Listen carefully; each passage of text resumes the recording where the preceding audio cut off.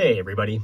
In this video, I'm going to show you 7 easy ways to fix an air gap underneath your exterior door. I've touched on this topic in other videos, but this is going to be by far the most comprehensive video on the topic that I think you'll find anywhere. I'm going to show you some hidden tricks for fixing this gap, as well as some good, affordable products you can use. I'll also show you a totally custom threshold repair that can be done in 30 to 40 minutes. And along the way, I'll explain the myriad reasons that door gaps show up so you can easily diagnose your own situation and fix it quickly. All right, with that said, let's get going.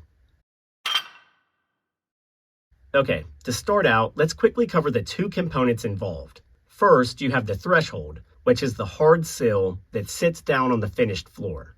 And second, you have the sweep, which is the flexible gasket mounted to the underside of the door slab itself. A problem with either of these components can cause a door gap issue, so we'll talk about both pieces throughout. But to begin, let's start with the simplest repair that most people don't know about, the adjustable cap repair. In older houses, the threshold may just be a piece of solid hardwood, or in some commercial type applications, it may be sort of a rounded metal sill with a flexible bubble gasket in the center, which sits under the door, making contact with the sweep. And in some cases, there may be no threshold at all.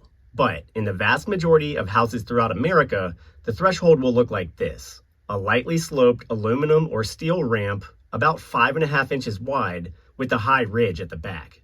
These thresholds come pre-installed on nearly every exterior residential door today. The high ridge at the back is called the cap, and it's the part that comes into contact with the sweep to form a seal. And what most people don't realize is that this cap is often adjustable. The design can vary by manufacturer, but in most cases, you'll see these little flush plugs in the cap. You can flip these plugs off with a skinny tool. I use my 5-in-1, the most useful hand tool in the world, and that allows me to see the set screws beneath the cap.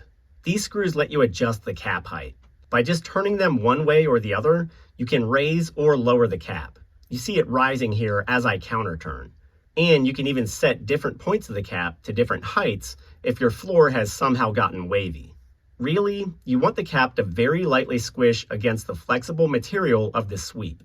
I like about an 1/8 inch of overlap between the two. This way the sweep forms a seal on the cap, but doesn't cause the door to drag heavily, which can be a nuisance.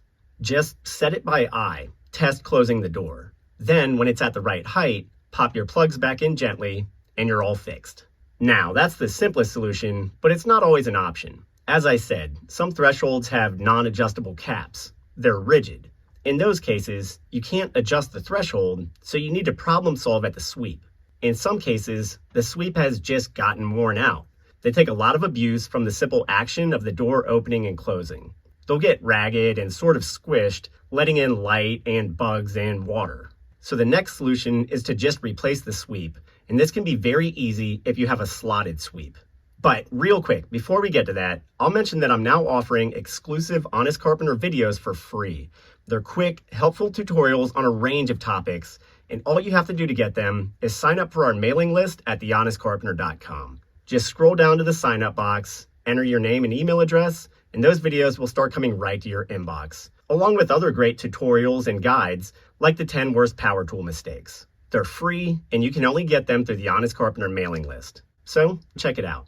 All right, back to the slotted sweep repair. I can actually do this repair with the door on, but I'm taking it off here so you can see how it works.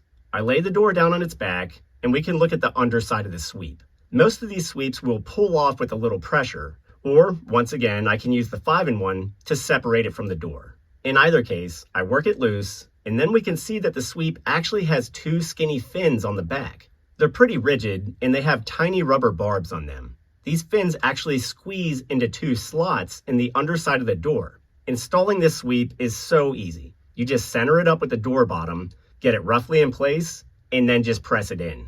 The fins catch firmly in the slots, and the sweep stays put. And as I said, you can remove it and replace it with the door still mounted. Just push it down with some pressure, and then slide the new one up into place. A new sweep will have a lot of volume and may cover a gap that the old sweep was too worn out to fill. That's another super easy fix, and you can buy these slotted sweep replacements virtually anywhere. I'll link some below. But some older doors may not have the slot system, which is annoying, But it's okay, because you can find kinds that don't rely on the slot. We call these flush-mounted sweeps. They're basically identical, but instead of fins, they'll just have a flush top side. You're meant to install them with fasteners, which often aren't supplied, but the process is still pretty simple. Just be sure that the dimensions on the package match your door size. The thickness will be stated. This door to my garage had the fin slots, but I'm putting a flush mount on it anyways, just to show how it's done. With the door laying down, I just align the sweep on the bottom, putting the little ledge on the sweep on the inside face of the door.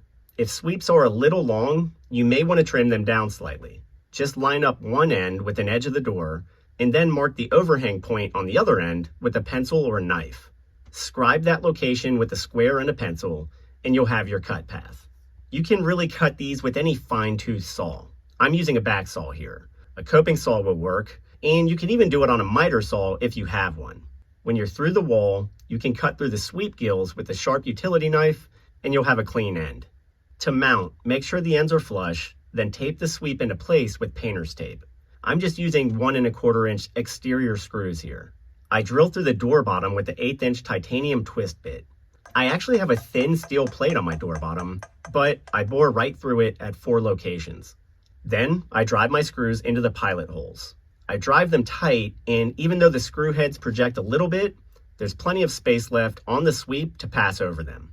You can use a flathead nail if you prefer, maybe a roofing nail, or better yet, some sort of ring shank nail. Those should hold up fine over time. But this is another way to mount a sweep that will match up really well with the threshold, just like the new custom threshold that I'll show in a second. But let's say you don't feel like using either of those methods, or can't, and still want something really easy. You could also go with the slide-on sweep. These sweeps are very intuitive. They just slide onto the bottom of the door like a cup. As long as they match your door thickness, which, again, you should check on the packaging, then they'll work fine. The only tricky part is cutting them. They may be a bit long, so you might want to measure and mark your door width. It's easier for me to do that at the top of the door, aligning the right edge by eye, than marking where the left edge of the door is. I use a combo square to transfer this mark to all surfaces, and I have my cut path. Cutting the flexible walls is tricky, so I use a coping saw for its sharp, fine teeth. Again, just use short, controlled strokes and brace the sweep tightly with your free hand. Then, with the door open, just press the sweep up into place and shut the door. Now, at ground level, you can eye the gap below and press the sweep down into contact with the threshold. Even if the surface isn't perfectly flat, you can usually still get good contact. That's why these adjustable slide-on sweeps can be great. But just remember that many of these units have a maximum gap that they can cover. It ranges by model. But for these slide-ons, the gap is kind of limited by the placement of the screw holes. If you have to pull it too far down, the screw holes will drop below the door bottom. You won't have anywhere to fasten, and at that point, you'll need to maybe address the threshold to bring it up. But as long as you have some nail slot space, you can drill through the door in the right slot location, even if it's a steel-clad door like mine. Then, drive one of the small supplied screws into the pilot hole, and the sweep will stay put. When everything is pressed down and screwed into place, you'll get a nice tight fit on the threshold. From the side, you can see the distance that I lowered the sweep, about the full 1/2 inch. Now, some people don't like the fact that you can see the cup on the outside of the door, and that top edge there could be a water collection point on an uncovered door. So if that concerns you, an L-shaped sweep may be the ticket. These install in a nearly identical way, except that they don't have the front lip, just the back mounting lip. And they have this great compression bubble inside the sweep that really mounts very tightly to the door bottom, creating a great seal. To install these, just shut the door and slide the sweep into place. I actually have my threshold cap fully removed here. Again, I'm making my own later. But the L-shaped sweep still fills that void space between the two. Just press the sweep down tight to the threshold, then drill and screw it into place like the slide-on sweep. Watch for light spots forming elsewhere as you tackle each spot. But these models are very easy to install, and I think they do a good job without the outer lip.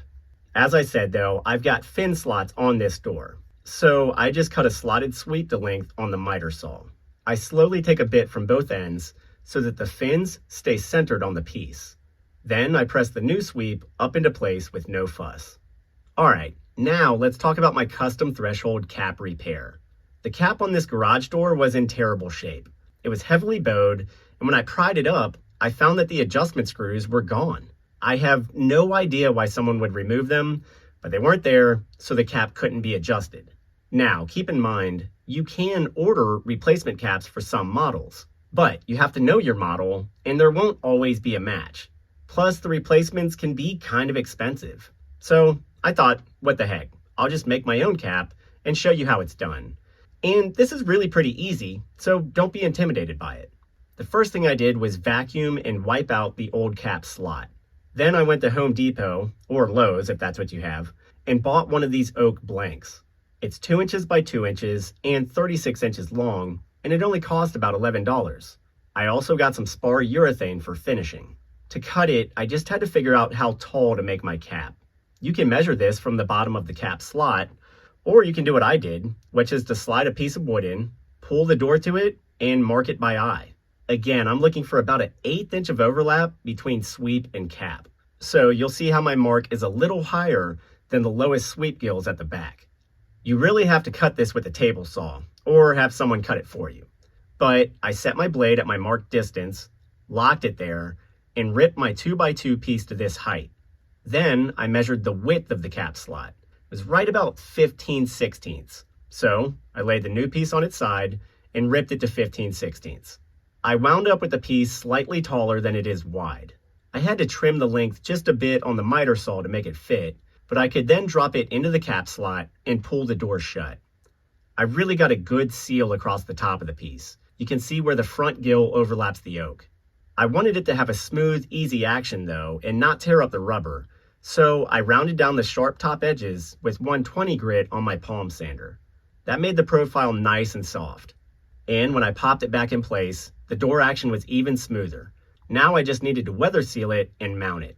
I could have glued it down, but I wanted it to be removable. So instead, I went with 2-inch brass wood screws. Brass doesn't rust and looks good, so they were perfect here. I laid out their locations with a tape measure, then pre-drilled with the 1/8 inch bit, followed by a 5/32 inch bit. Wood screws have a wide, unthreaded neck. This needs a counterbore hole to sit in. So I bumped up bit sizes to 1/4 inch, which matched the unthreaded shank diameter.